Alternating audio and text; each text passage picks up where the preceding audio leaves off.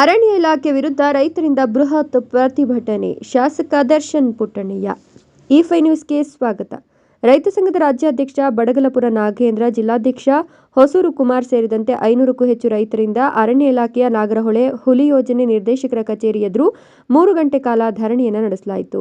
ವನ್ಯಪ್ರಾಣಿ ಹಾವಳಿ ತಡೆಗಟ್ಟುವಲ್ಲಿ, ಅರಣ್ಯ ಕಾಪಾಡುವಲ್ಲಿ ಅಧಿಕಾರಿಗಳು ವಿಫಲ ಹಾಗೂ ಬೆಳೆಹಾನಿಗೆ ವೈಜ್ಞಾನಿಕ ಬೆಲೆ ಕೊಡುವಲ್ಲೂ ವಿಫಲರಾಗಿದ್ದಾರೆ ಅಂತ ರಾಜ್ಯಾಧ್ಯಕ್ಷ ಬಡಗಲಪುರ ನಾಗೇಂದ್ರ ಆರೋಪವನ್ನು ಮಾಡಿದರು.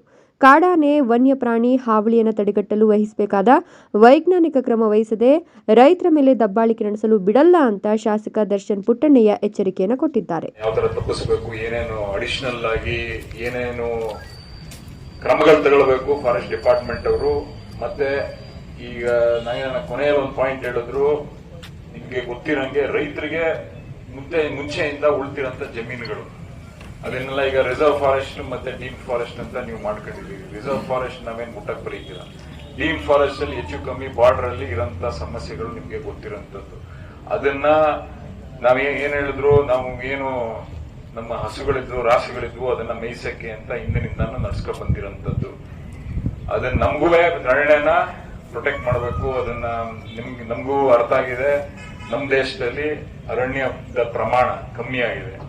ಸೊ ಅದಕ್ಕೆ ನಾವು ಸಪೋರ್ಟ್ ಆಗಿ ನಿಂತ್ಕೊತೀವಿ. ಇನ್ನೂ ಹೆಚ್ಚಾಗಿ ಏನು ಅರಣ್ಯ ಬೆಳೆಸಬೇಕು ಅದಕ್ಕೆ ನಾವು ನಿಂತ್ಕೊತೀವಿ. ಆದ್ರೆ ಈ ನಮ್ಮ ಬೆಳೆಗಳಿಗೆ ಹಾನಿ ಆಯ್ತಾ ಇರೋಂಥದ್ದು ನಿಮ್ಗೆ ಗೊತ್ತಿರೋಂಥದ್ದು. ದಿನ ಬೆಳಗಾದ್ರೆ ಈ ಕಡೆ ಈ ಭಾಗದಲ್ಲಿರೋರು ಮತ್ತೆ ನಮ್ಮ ರಾಜ್ಯದಲ್ಲಿ ಸುಮಾರು ಭಾಗದಲ್ಲಿರೋಂಥವ್ರಿಗೆಲ್ಲ ಹಾನಿ ಆಯ್ತಾ ಇದೆ ಬೆಳೆಗಳು. ಅದಕ್ಕೆ ಪರಿಹಾರನ ಇನ್ನೂ ಹೆಚ್ಚಿನ ರೀತಿಯಲ್ಲಿ ಹಿಂದಿನಿಂದಾನು ಸಂಘಟನೆ ಹೋರಾಟ ಮಾಡ್ಕೊಂಡು ಬಂದು ಈಗ ಒಂದು ದೊಡ್ಡ ಮಟ್ಟಕ್ಕೆ ತಗೊಂಡು ಇನ್ನೂ ಹೆಚ್ಚಾಗಿ ದುಡ್ಡು ಕೊಡಬೇಕು. ಆ ನಿಟ್ಟಿನಲ್ಲಿ ನಾವುಗಳು ಧ್ವನಿ ಎತ್ತಿ ಏನು ಸಂಘಟನೆ ಮೂಲಕ ಇದನ್ನ ಕಾರ್ಯರೂಪಕ್ಕೆ ತರಬೇಕು ಅದನ್ನ ಮಾಡ್ತೀವಿ. ಆದ್ರೆ ಇಲ್ಲಿ ಸ್ಥಳೀಯವಾಗಿ ಈಗ ಸ್ಟೇಟ್ ಪಾಲಿಸಿ ಒಂದು, ಆದ್ರೆ ಸ್ಥಳೀಯವಾಗಿ ಸಮಸ್ಯೆಗಳು ಬೇರೆ ಇರ್ತವೆ. ಈಗ ನಮ್ಮ ಭಾಗದಲ್ಲಿ ಫಾರೆಸ್ಟ್ ಸಮಸ್ಯೆಗಳೇ ಬೇರೆ, ನಿಮ್ ಭಾಗದಲ್ಲಿ ಫಾರೆಸ್ಟ್ ಸಮಸ್ಯೆಗಳೇ ಬೇರೆ. ಇಲ್ಲಿ ಮೇಜರ್ ಆಗಿ ಆನೆಗಳನ್ನ ಹಾವಳಿ ತಪ್ಪಿಸ್ಬೇಕಾದ್ರೆ ನೀವು ಏನು ಫೆನ್ಸಿಂಗ್ ಮಾಡ್ತಾ ಇದೀರಿ. ಆದ್ರೆ ಈಗ ಟೆಕ್ನಾಲಜಿ ಮುಂದೆ ಹೋಗೈತೆ. ನೇಚರ್ ಪ್ಲಸ್ ಟೆಕ್ನಾಲಜಿ ಯೂಸ್ ಮಾಡ್ರಿ. ನೇಚರ್ ಪ್ಲಸ್ ನ್ಯಾಚುರಲ್ ರೆಪಲೆಂಟ್ಸ್ ನಿಮ್ಗೆ ಗೊತ್ತಿರೋಂಥದ್ದು. ಎಷ್ಟೊಂದು ಪ್ಲಾಂಟ್ಸ್ ಗಳಿರ್ತವೆ, ಅದನ್ನ ಹಾಕಿದ್ರೆ ಪ್ರಾಣಿಗಳು ಈ ಕಡೆ ಬರೀತಿಲ್ಲ. ಅದನ್ನೇ ನಾನೇನು ಹೇಳ್ಕೊಡ್ಬೇಕಲ್ಲ, ಆನೆಗಳು ಈ ಕಡೆ ಬರಬೇಕು ಅಂದ್ರೆ ಏನು ಜೇನುಗೂಡುಗಳಿದ್ರೆ ಆನೆಗಳು ಬರಲ್ಲ ಅನ್ನೋದು ನಮ್ಗೆಲ್ಲ ಚೆನ್ನಾಗಿ ಗೊತ್ತಿರುತ್ತೆ. ಈ ತರ ನ್ಯಾಚುರಲ್ ಏನಿದೆ ಅದನ್ನ ದಯವಿಟ್ಟು ಯೂಸ್ ಮಾಡಿ. ಈ ಸೆನ್ಸರ್ ಬೇಸ್ಡ್ ಸ್ಟ್ರೋಬ್ ಲೈಟ್ಸ್ ಹಾಕ್ಸ್ಬೋದು.